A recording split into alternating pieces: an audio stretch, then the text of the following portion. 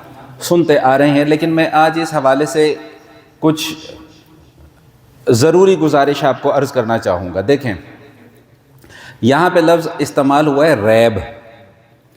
ریب کا ترجمہ میں نے کیا بتایا، ہم کیا کرتے ہیں جی شک۔ حالانکہ شک جو ہے یہ خود عربی زبان کا لفظ ہے۔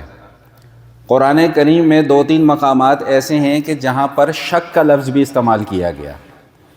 اب یہاں پہ اللہ پاک نے استعمال فرمایا کہ لا ریب فی۔ اللہ یہ بھی کہہ سکتے تھے کہ لا شک فی، اللہ یہ بھی کہہ سکتے تھے کہ لا شبہۃ فی، لیکن یہ جو ریب کا لفظ خاص طور پہ استعمال کیا، اس کی کیا توجیہ ہے، میں صرف اس حوالے سے 1-2 گزارشات عرض کروں گا۔ شک کہتے ہیں کہ کسی 2 چیزوں کے متعلق ذہن کے اندر یہ خیال پیدا ہو جائے، یہ وسوسہ پیدا ہو جائے کہ یہ ٹھیک ہے یا یہ ٹھیک ہے، یہ تو شک ہے۔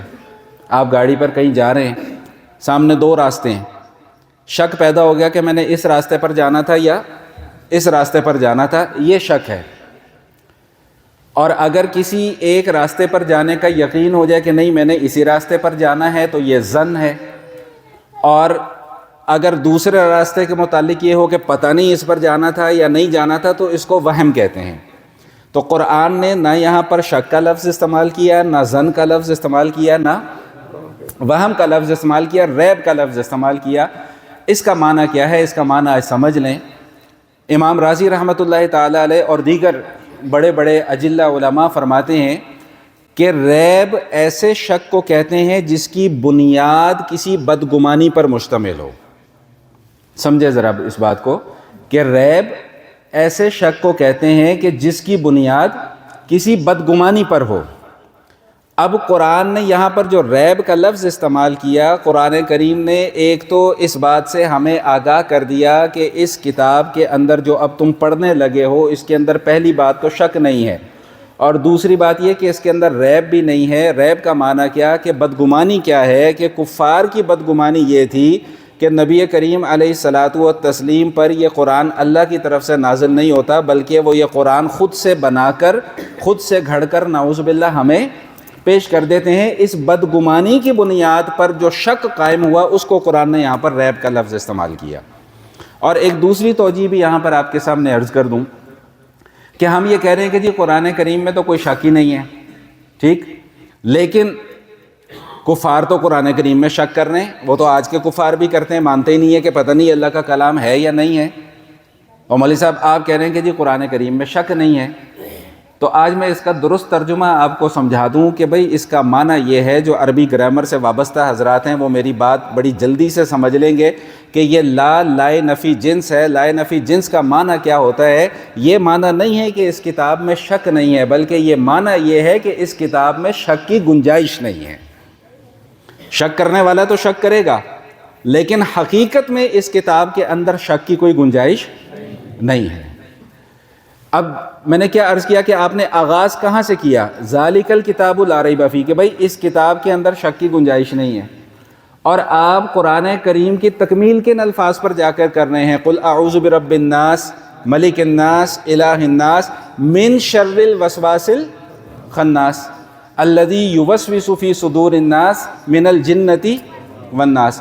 بتلانا یہ مقصود ہے کہ بھئی اس کلام پاک میں شک کرنے کی گنجائش نہیں ہے، لیکن کوئی نہ کوئی شک پیدا کرنے والا تمہارے دلوں کے اندر شک ضرور پیدا کرے گا، وسوسہ ضرور پیدا کرے گا۔ کبھی وہ قرآن کریم کے متعلق وسوسہ پیدا کرے گا کہ پتہ نہیں اللہ کی کتاب ہے بھی یا نہیں، مولویوں کی بنائی بھی تو نہیں، نعوذ باللہ من ذالک۔ کبھی وہ شریعت کے احکام کے متعلق یہ وسوسہ پیدا کرے گا کہ نہیں بھائی نہیں، یہ کوئی حکم موجود نہیں ہے جی، آج کے جدید اسکالرز یہ کہتے ہیں کہ تراویح کا کوئی حکم موجود نہیں ہے جی، فنا کا کوئی حکم موجود نہیں ہے، روزہ رکھنا چاہو رکھ لو، نہ رکھنا چاہو نعوذ باللہ نہ رکھو۔ بھائی کل کلا کو یہ بات نماز تک بھی آئے گی کہ بھائی نماز پڑھنا چاہو پڑھ لو، نہ پڑھنا چاہو نہ پڑھو۔ کام تو شروع ہو گیا ہوا ہے کہ بھائی سنتیں پڑھنے کی کوئی ضرورت بولے بھائی نہیں ہے، سنت تو نعوذ باللہ فالتو نماز ہے، نعوذ باللہ من ذالک۔ تو یہ شک پیدا کیا جا رہا ہے نا، شبہات پیدا کیے جا رہے ہیں۔ قرآن کریم کو سائنس اور فزکس کی کتاب بنانے کی کوشش کی جا رہی ہے، حالانکہ قرآن کریم میں یہ علم موجود ہے، لیکن یہ مقصود قرآن کریم کا نہیں ہے۔ یہ راستے کیسے کھلیں گے، قیامت کیسے آئے گی، کیسے نہیں آئے گی. بھائی میں ایک جملہ صرف یہ عرض کرتا ہوں کہ بھائی ہم کیوں کے پابند نہیں ہیں، ہم کیا کے پابند ہیں. قرآن میں کیا بیان ہوا ہے ہم اس کے پابند ہیں، کیوں بیان ہوا ہے ہم اس کے پابند نہیں ہیں. گائے کو اللہ تعالیٰ نے گائے کے گوشت کو حلال قرار دیا ہے، سور کے گوشت کو کیوں حرام قرار دیا ہے، ہم اس چیز کے پابند نہیں ہیں. آج کی سائنس تحقیق کر رہی ہے، ٹھیک ہے، بہت ساری چیزیں سامنے آئی ہیں کہ بھئی سور کا گوشت کیوں حرام ہے، لیکن اللہ نے تو 1400 سال پہلے سور کے گوشت کو حرام کر دیا تھا. تو بات جو سمجھانا چاہ رہا تھا، میں عرض یہ کرنا چاہ رہا تھا، بالخصوص نوجوان نسل کے سامنے یہ بات رکھنا چاہوں گا میں کہ بھائی کسی بھی قسم کے شکوک اور شبہات میں مبتلا ہونے کی ضرورت نہیں ہے. یہ جو کہا جاتا ہے نا کہ جی آج تک دین کا کام کوئی نہیں ہوا، تو بھائی دین کا کام اگر نہیں ہوا تو دین آج محفوظ کیسے ہے؟ آپ یہاں پر کیوں آئے ہیں؟ آپ نے قرآن کریم پڑھا ہے، الحمدللہ سب نے پڑھا. کیوں پڑھا ہے بھائی؟ محفوظ تھا تو پڑھا ہے. نماز آپ کیوں پڑھ رہے ہیں؟ محفوظ ہے تو نماز آپ پڑھ رہے ہیں نا. ابھی کچھ دنوں کے بعد انشاءاللہ آپ عید کی نماز بھی پڑھیں گے. کیوں پڑھیں گے؟ محفوظ ہے تو آپ عید کی نماز پڑھنے آئیں گے نا. وگرنہ کہہ سکتے تھے کہ بھئی عید پڑھنے کی کیا ضرورت ہے، پبلک گیدرنگ ویسے ہی کر لیتے ہیں، عید پڑھنے جانے کی کیا ضرورت ہے. لیکن نہیں، چونکہ شریعت کا حکم 1400 سال سے لے کر آج تک محفوظ ہے، اس لیے آپ اس کے اوپر کیا کرنا ہے بھائی؟ عمل کریں گے. تو اس لیے بھائی کسی بھی قسم کے شکوک و شبہات میں مبتلا ہونے کی ضرورت نہیں. اور مجھے بڑا تعجب اس بات پہ ہوتا ہے کہ 1400 سال سے ایک دین چلتا آ رہا ہے، ہمیں وہ سمجھ میں نہیں آتا. ہم 1.5 منٹ کی کسی شخص کی، کسی یوٹیوبر کی، کسی ٹک ٹاکر کی ایک ویڈیو دیکھ کر شکوک و شبہات میں مبتلا ہو جاتے ہیں. ابھی 3-4 دن پہلے کی بات ہے، ایک نوجوان شاید بیٹھا ہو ادھر کہیں، آیا میرے پاس، کہتا ہے جی میں بڑا پریشان ہوں. میں نے کہا کیا ہوا؟ وہ مسئلہ جو میں نے ابھی آغاز رمضان میں بھی بیان کیا تھا کہ وہ کسی نے شوشہ یہ چھوڑ دیا کہ تم سارے کے سارے جو ہے نا وہ روزہ غلط افطار کرتے ہو. روزہ 20-25 منٹ مغرب کی نماز گزر جانے کے بالکل جب اندھیرا ہو جائے، کیونکہ قرآن میں لیل کا لفظ آیا. اب جس عقل کے اندھے کو یہ نہیں پتا کہ عربی زبان میں لیل کا اطلاق کس چیز کے اوپر ہوتا ہے، وہ اب یہ فتویٰ جھاڑ رہا ہے کہ بھئی تم سارے کے سارے روزہ کیا کر رہے ہو. بھائی شک پیدا کر دیا نا اس نے. لوگوں کے ذہنوں کے اندر شکوک و شبہات اور سوالات جنم لینا شروع ہو گئے کہ بھئی مولوی تو آج تک ہمیں یہ بتاتے آنے. تو میں نے شاید کسی جمعے میں بھی یہ بات عرض کی تھی کہ بھئی اطمینان رکھو، مولوی آپ کو صحیح بتاتے آ رہے ہیں. آپ جو 35 سال سے، 40 سال سے، 50 سال سے، 60 سال، 70 80 سال کے بزرگ بھی یہاں پہ تشریف فرمائے. آپ جو روزہ رکھ رہے ہیں نا الحمدللہ بالکل صحیح رکھ رہے ہیں. کسی قسم کے شک اور شبہ میں مبتلا ہونے کی ضرورت نہیں ہے. آخری بات کر کے میں اپنی بات کو ختم کر رہا ہوں کہ شیطان کا کام ہی وسوسہ ڈالنا ہے. شیطان آپ کو ہاتھ پکڑ کے آپ کو گناہ کروانے نہیں لے کے جاتا. شیطان ہاتھ پکڑ کے آپ کو گمراہی کے راستے کے اوپر نہیں چلاتا. وہ صرف ایک چھوٹا سا کام کرتا ہے. وہ کیا کرتا ہے کہ وہ آپ کے دل اور دماغ کے اندر وسوسہ پیدا کر دیتا ہے. سورہ سبا کی 2 آیات ہیں، وہ پڑھ کے میں اپنی بات کو ختم کرتا ہوں. سورہ سبا میں اللہ پاک قوم سبا کے جب حالات کو بیان فرماتے ہیں نا، تو وہاں پہ کیا بات ارشاد فرماتے ہیں؟ وَلَقَدْ صَدَّقَ عَلَيْهِمْ إِبْلِيسُ ظَنَّهُ فَاتَّبَعُوهُ إِلَّا فَرِيقًا مِّنَ الْمُؤْمِنِينَ.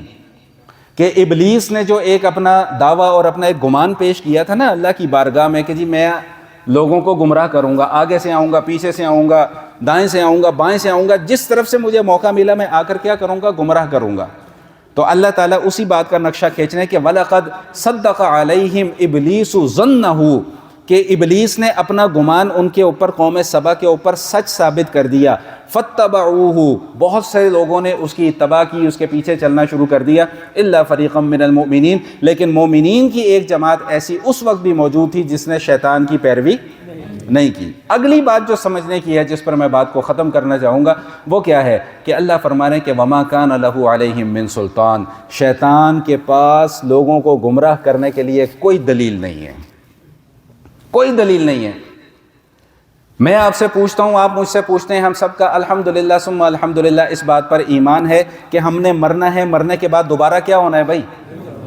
مجھ سے آپ سے کوئی پوچھے کہ بھئی تمہارے پاس دلیل کیا ہے، میں کہوں گا، آپ کہیں گے کہ بھئی ہمارے پاس دلیل ہمارے پیارے نبی کا فرمان ہے. مجھ سے آپ سے کوئی یہ پوچھے کہ بھئی مرنے کے بعد تم دوبارہ زندہ ہوگے، قیامت میں جا کر تمہارا حساب کتاب ہوگا، تمہارے پاس اس کی کیا دلیل ہے، میں اور آپ کیا کہیں گے کہ بھئی ہمارے پاس کیا دلیل ہے؟ ہمارے سچے نبی کا سچا فرمان ہے. مجھ سے اور آپ سے کوئی یہ سوال پوچھے کہ بھائی مرنے کے بعد یا تو جنت ہوگی یا جہنم ہوگی، تمہارے پاس اس کی کیا دلیل ہے؟ میں اور آپ کیا کہیں گے کہ میرے اور آپ کے پاس دلیل کیا ہے؟ میرے اور آپ کے نبی کا سچا فرمان ہے۔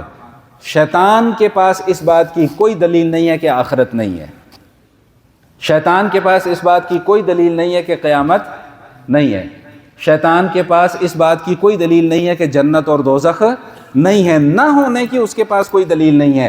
ہاں اگر اس کے پاس کوئی دلیل ہے تو وہ کیا ہے؟ من شر الوسواس الخناس، خناس بن کے دل کے اندر انجیکشن لگائے گا، وسوسہ ڈالے گا، گمراہی کی طرف لے کر جائے گا۔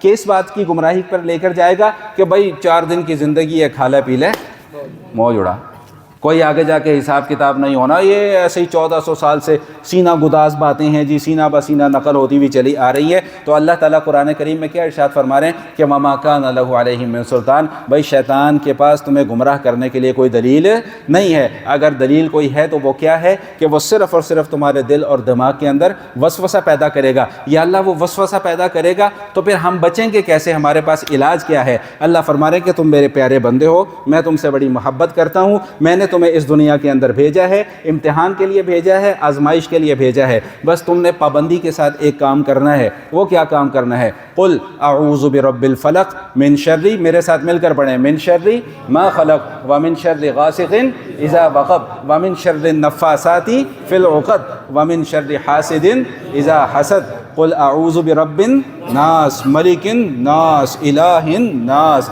من شر الوسواس الخناس الذی یوسوس فی صدور الناس من الجنۃ والناس۔ میرا اور آپ کا کام یہ ہے کہ ہم اللہ پاک سے، اللہ پاک کا جن لوگوں کے ساتھ تعلق مضبوط ہے نا، بس ان کے ساتھ جڑے رہیں۔